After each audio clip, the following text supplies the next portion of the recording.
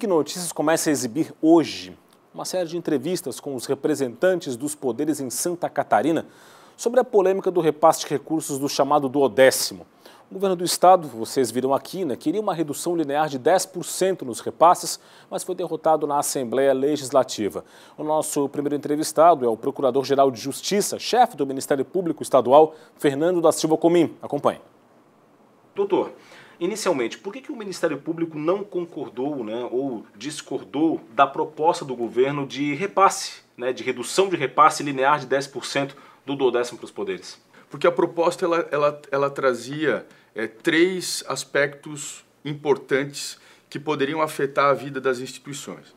O primeiro, a redução do percentual, no caso do Ministério Público, de 3,98 para 3,58, um corte linear de 10%.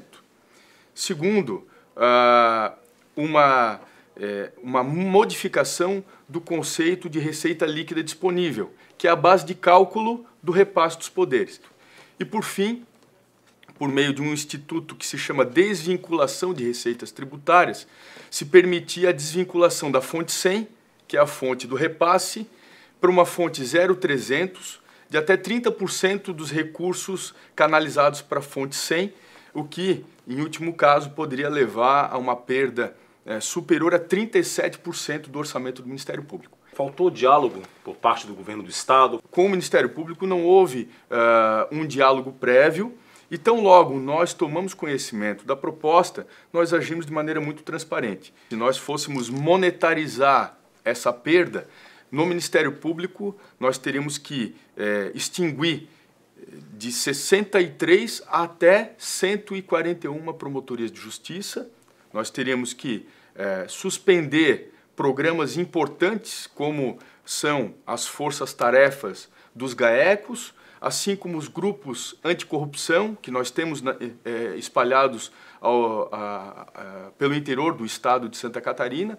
Então, uma série de impactos que nós sofreríamos nas nossas entregas que fazemos à sociedade. O senhor acabou de falar que o Ministério Público recebe algo em torno de 3,98% da receita disponível do estado. Isso. Como é que é investido esse dinheiro? Qual a estrutura que hoje o Ministério Público tem, número de funcionários, tem sobra orçamentária, tem sobra de recursos hoje? O Ministério Público hoje conta com 375 promotorias de justiça, está presente em todas as comarcas do estado, as 111 comarcas do estado, em todos os 295 municípios.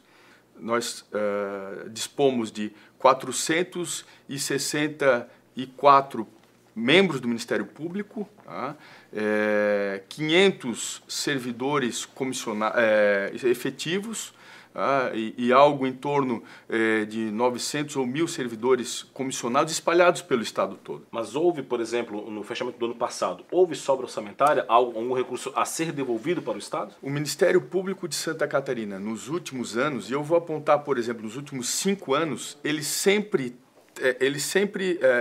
concluiu um exercício financeiro ingressando no outro com algum superávit. Esse recurso tem permanecido nos últimos 5 anos.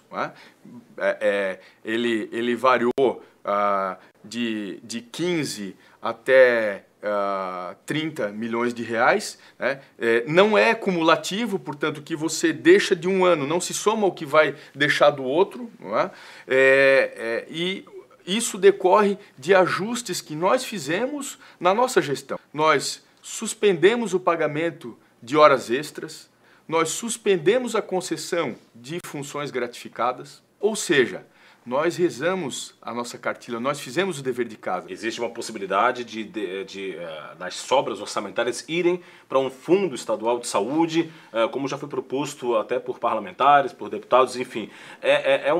Seria uma saída a ser discutida. Quando esses recursos eles voltam para o caixa do governo por transferências voluntárias dos poderes, tem superávit no poder, há uma transferência voluntária e volta para o caixa. Quem tem que definir qual que é a prioridade disso? É o executivo ou é a sociedade? Por meio de um debate no parlamento. Isso é uma questão que nós temos que refletir.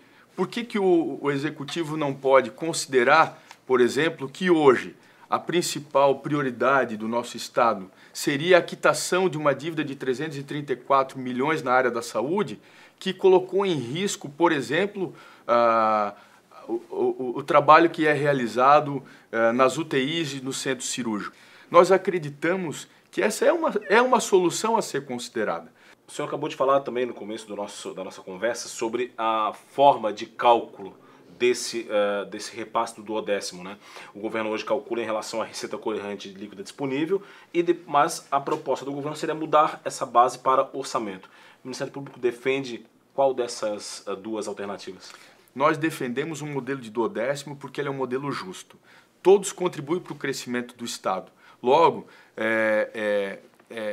me parece adequado que todos participem também do acréscimo de arrecadação que o Estado possa ter em virtude do seu desenvolvimento proporcionado por todos e que todos possam, com isso, ampliar as suas entregas à sociedade.